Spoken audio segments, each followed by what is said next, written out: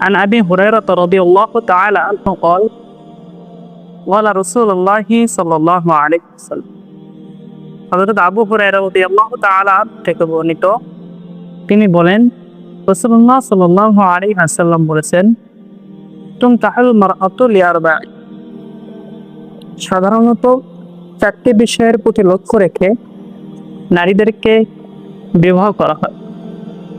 তার মধ্যে এক নম্বরে বললেন রাসূলুল্লাহ সাল্লাল্লাহু আলাইহি ওয়াসাল্লাম, লিমালিহা, তার ধন সম্পদের কারণে, ওয়ালি হাসাবিহা, তার বংশমর্যাদার কারণে, ওয়ালি জামালিহা, তার সৌন্দর্যের কারণে, ওয়ালি দীনিহা, তার দিনদারিত্বের প্রতি প্রাধান্যতা দিয়ে। এবং রাসূলুল্লাহ সাল্লাল্লাহু আলাইহি ওয়াসাল্লাম বলেন, ফাগফারু বিজাতিদ দ্বীন, অথবা তোমার দিনদারিতাকে প্রাধান্য দাও, তারিবাত হিয়া দাঁড়, নয়তো তোমার ক্ষতিগ্রস্ত হলো।